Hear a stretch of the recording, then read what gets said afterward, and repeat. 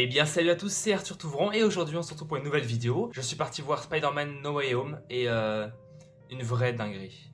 Juste allez le voir parce que ça vaut vraiment le coup. Alors je vous fais cette petite vidéo parce que je viens de sortir du cinéma et j'ai encore les souvenirs encore assez frais. Je vais vous faire un petit débrief, bien sûr il y aura du spoil. Donc si vous n'avez pas encore vu, veuillez quitter cette vidéo parce que je vais clairement résumer un peu le film rapidement. Et je vais aussi vous parler des deux scènes post-génériques. J'en profite aussi pour vous dire, entre ces deux petites apartés, n'hésitez pas à vous abonner, à liker et me dire en commentaire ce que vous avez pensé du film si vous l'avez vu. Et surtout aussi, donnez-moi une note, allez, une note sur 10 du film. Dites-moi ce que vous en avez pensé, entre 1 et 10, si vous avez bien aimé, pas vous avez détesté. Et bien donc voilà, on va commencer tout de suite par le début du film. Donc le film commence bien sûr à la suite du film Far From Home, je crois que c'était ça le nom du deuxième, oui, avec Mysterio, où l'identité de Spider-Man était dévoilée à la fin du film. Et dans celui-là, on commence où tout simplement Spider-Man a du mal à réagir à la scène, a du mal à réagir à ce qui se passe actuellement, et du coup, il est un peu chamboulé, il déménage chez lui parce qu'il y a des hélicoptères de partout, il rentre, après il va habiter chez Happy du coup, et après il essaie de continuer sa vie malgré tout, même à l'école si c'est très compliqué, tout le monde le prend en photo, donc c'est un changement radical, il est passé de la petite araignée sympa du quartier à la personne la plus célèbre du monde, parce que du coup, alors célèbre parce qu'il y a vraiment deux camps, c'est vraiment le camp de ceux qui pensent qu'il l'a pas tué, et que c'est toujours un héros, et ceux qui pensent qu'il l'a tué, à cause de Jonah James Johnson, un truc comme ça, je sais plus exactement son nom, celui qui arrête pas de, qui est contre Spider-Man à la télévision tout le temps. Donc voilà. Et juste après, du coup, il part voir Doctor Strange parce que il a des soucis et il aimerait remonter le temps, mais c'est pas possible parce que la pierre du temps n'existe plus. Donc, il a demandé s'il n'y avait pas une petite formule pour tout effacer la mémoire de tous les gens. Sauf que le problème, c'est que ça va aussi effacer la mémoire des personnes qui l'aiment bien. Donc MJ, sa tante, son ami, tout ça. Tout le monde qui connaît son identité vont malheureusement l'oublier. Donc ça, c'est pas du tout question pour lui. Et du coup, il met des conditions sur le sort de Doctor Strange pendant qu'il est en train de faire le sort. Donc ça chamboule tout. Et le sort foire et ça part en couille. Oui, je peux le dire, ça part en couille. Parce que ce que j'ai vu, c'était juste incroyable. Donc, dans un premier temps, déjà, il y a tous les méchants. Il y a le lézard, l'homme sable, le bouffon vert, Octopus, Electro. Donc, Spider-Man arrive à peu près à tous les capturer grâce à un sort que Doctor Strange lui a mis sur son armure pour les envoyer dans une salle spécifique dans son manoir, pour les enfermer et attendre, on va dire, du coup, trouve une solution pour les renvoyer chez eux. Mais le petit truc où je me suis douté qu'il y avait un petit souci, c'est le bouffon vert. Il a semé un peu le ravage au début, et après il se rend, enfin il va voir Spider-Man, tout gentil en mode je sais pas ce qui m'arrive, est-ce que tu peux m'aider? Du coup il y va avec lui, il s'emmène, il va dans la prison avec lui de plein gré, il dit oui j'ai besoin de toi, mais en fait depuis le début c'était un coup monté. Il a tout manigancé, le bouffon vert, c'était waouh. Retournement de situation que je vais vous expliquer juste après. Ils sont tous enfermés, Doctor Strange arrive du coup et il y a une solution. Il a une sorte de boîte qu'on peut voir d'ailleurs dans les scènes, dans les bandes annonces, une fameuse boîte que Peter essaie de lui retirer parce qu'en fait cette fameuse boîte ramène tout à l'endroit où ils sont partis. Sauf que dans le film, il nous explique en fait ils ont tous été aspirés au moment juste avant de mourir. Chaque méchant qui a été ramené, ils ont été capturés, enfin ils ont été ramenés dans cette dimension au moment, enfin quelques temps juste avant qu'ils meurent. Donc en fait s'il les renvoie, il les voue à une mort certaine. Donc Spider-Man, enfin Peter Parker a dit hors de question, je ne veux pas. Du coup entre Doctor Strange et Peter Parker, ils vont dans la dimension miroir, ils se battent et tout. Enfin, et devinez qui c'est qui gagne? Peter Parker. Il arrive à enfermer Doctor Strange dans sa dimension et lui confisquant la boîte et son anneau de portail. Donc il est bloqué dedans et on ne le revoit qu'à la fin du film. Voilà, je vous dis, c'est démentiel. Juste après, la boîte, il la confie à MJ, il la garde de son côté, et en attendant, Spider-Man libère tous les méchants, les emmène chez Happy, et construit des choses grâce à son fabricateur qu'il utilise aussi pour son costume, fabriquer des éléments comme pour sauver Octopus, parce que du coup il a une petite puce dans le cou qui a fait griller ses tentacules, ses bras articulés, et du coup c'est ses bras qui le contrôlent. Du coup il construit un module pour le guérir et tout, et après ça marche parfaitement, il devient complètement gentil, super cool. Mais le bouffon vert, c'est là qu'il révèle son plan, en mode il essaie un peu de tous les trahir, et du coup il se barre, tous les méchants se barrent. La télé était là en bas, enfin Jonah James Johnson était en bas parce qu'il les avait suivis, bref, faut regarder. Et là il filme tout et il dit ouais, Spider-Man les a invités chez lui, et c'est un coup monté, enfin bref, c'est encore pire qu'avant. Tous les méchants se barrent, ils s'enfuient tous clairement de chez Peter, ils foutent le ravage, ça explose, il se fait massacrer la gueule par le bouffon vert.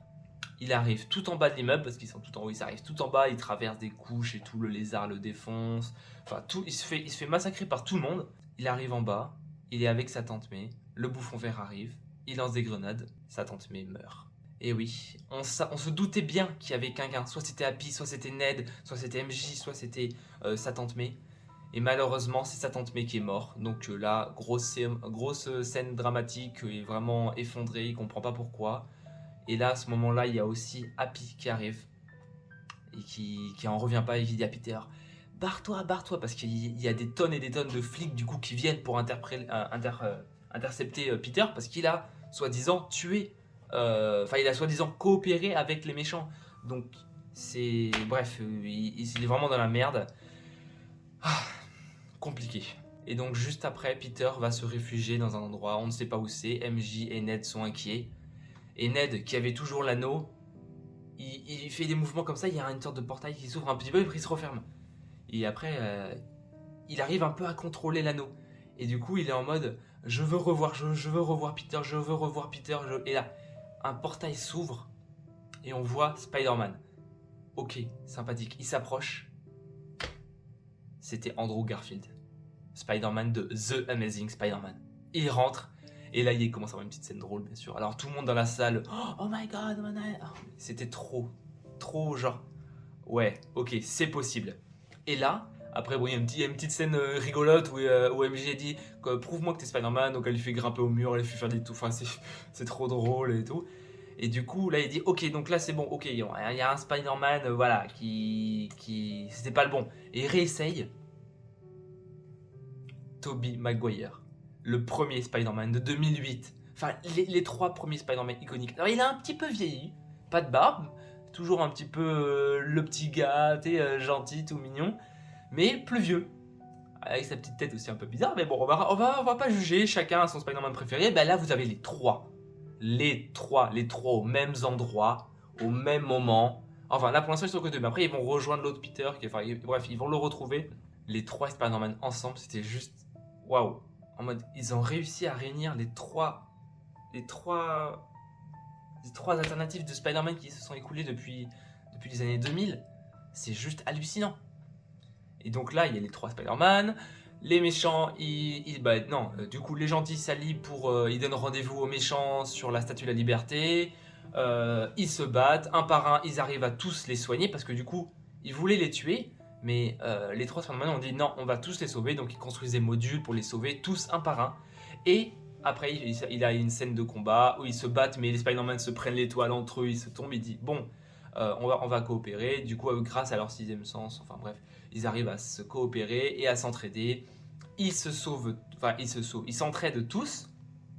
Et petit à petit, alors l'homme sable, ensuite le lézard et Octopus vient les aider. Il arrive, il attrape les 2 Spider-Man, le 1 et premier Spider-Man, première version, deuxième version. Il les attrape, il fait genre qu'il est méchant, il attrape le bouffon vert, on va dire, Electro. Il attrape Electro par le col, il le tient, il peut plus bouger. Il lâche les 2 Spider-Man, il attrape le module et il le plante dans Electro, qui le permet de se stabiliser. En fait, ça lui prend tous ses charges électriques et ça réaligne en fait tous ces électrons. Enfin bref, c'est un truc scientifique, mais on s'en fout, c'est pas là. Bref, électro, je sais plus. Bref, Electro, je crois. Il est sauvé, l'homme sable est sauvé, le lézard est sauvé au moment où Dr. Strange arrive et il comprend, il dit c'est possible. ok, on va les sauver. Du coup, il les sauve tous, sauf que Dr. Strange fait son sort, mais ça part en cacahuète. Ça explose, il y a des failles interdimensionnelles, on voit des silhouettes de j'allais dire de boss, mais non, genre de style Thanos, quoi. Il y en a, j'ai l'impression que c'est genre des super méchants, il y en a de tous les univers un peu différents, genre des alternatives et tout. Donc là, c'est vraiment la grosse merde. Et là, Dr. Strange, il sait plus quoi faire, et Peter, le dernier, Tom Holland, du coup, arrive voir Dr. Strange et lui dit, je pense qu'il nous reste une solution, c'est que du coup, tout le monde m'oublie. Et là, tout le monde retournerait chez lui. Et Dr. Strange lui dit, oui, mais on avait dit qu'on le ferait pas, du coup. Et là, c'est le gros drame, parce que du coup, il dit, non, on est obligé, on n'a pas le choix. Et du coup, Dr. Strange lance le sort, et Peter va voir les autres Spider-Man, les remercie, hop, après il retourne chez eux, et il va voir MJ et Ned, et leur dit que il va devoir les oublier, et que il va tout faire après pour essayer de leur faire revenir la mémoire, mais que ça risque d'être compliqué et très long. Et du coup, il y a une grosse scène, on va dire, romantique, avec MJ et Peter Parker, ou avec un coucher de soleil derrière, enfin, bref, je vous passe la scène. Le film, non, il se clôture pas de suite, non, oui, il se clôture pas de suite. Donc là, voilà, scène terminée, Spider-Man s'en va, et après on retourne, je crois, 1 ou 2 jours plus tard. Spider-Man, il a un petit texte dans les mains, enfin Peter Parker du coup. On va rester sur Tom Holland maintenant, les autres on oublie, on a terminé, ils sont rentrés chez eux, voilà, terminé. Peter Parker, il arrive avec un petit mot, il va dans l'épicerie où travaille MJ, et il va la voir, et genre tout ému, genre il lui parle, et il voit que Ned et MJ sont super amis, mais il le capte pas, il le connaît pas. Et MJ dit, bonjour, vous voulez un café, vous voulez quoi? Il dit, un café, tout ça. Bon bref, je vous passe la scène romantique, voilà. Mais du coup, au final, il fait rien de pressé. Il avait prévu de tout lui dire de suite, il fait rien de pressé. Il lui demande juste, voilà. Il répond même à sa fameuse question, une petite phrase qu'il dit tout le temps, je sais plus du tout cette phrase, c'est dommage, j'aurais bien aimé vous la dire aussi. Parce que c'est une phrase que MJ dit quelques fois dans le film, et du coup, elle a eu un petit moment de déclic en mode, comment il sait ce que j'allais dire, et du coup, bizarre. Et après, elle a aussi la cicatrice qu'elle a eue juste avant le combat, et elle lui dit, ça vous avez pas trop mal, et du coup, voilà. Ouais. Je vais vous passer des petites scènes un peu inutiles. Donc voilà, après ça se termine là-dessus, le film se termine. Ah non, le film se termine pas de suite, parce que on voit Peter Parker qui, du coup, commence une nouvelle vie dans un appartement un peu délabré, un peu comme dans le premier Spider-Man, un peu la porte à grince et tout, le robinet un peu pourri.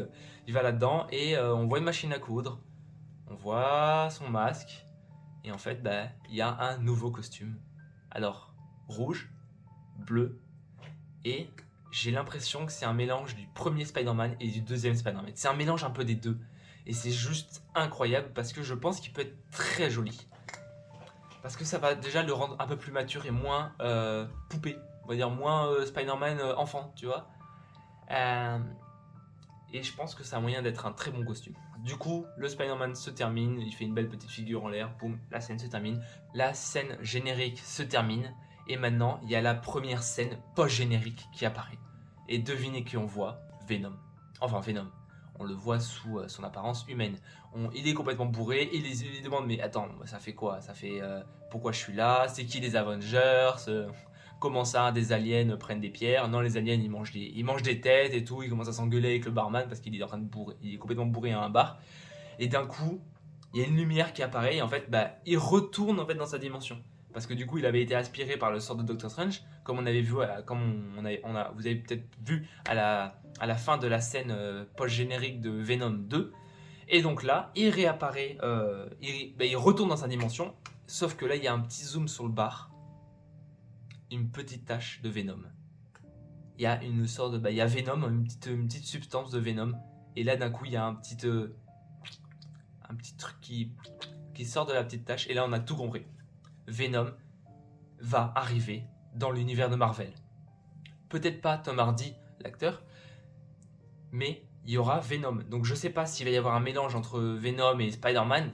À tous les coups, c'est sûr. Il y aura peut-être des... Je sais pas comment ils vont gérer ça. Ils vont peut-être faire un nouveau Venom, parce que l'autre Venom, c'est un autre univers. Donc ça peut être... C'est infini. Mais ça annonce du très lourd. Je sais pas pour quelle année ça va sortir la suite de ça. Peut-être Venom 3, peut-être Spider-Man 4. on va suivre ça, peut-être dans une autre, je sais pas. Donc voilà comment se termine cette première scène post-générique. Et ensuite le générique le plus long, voilà, il passe.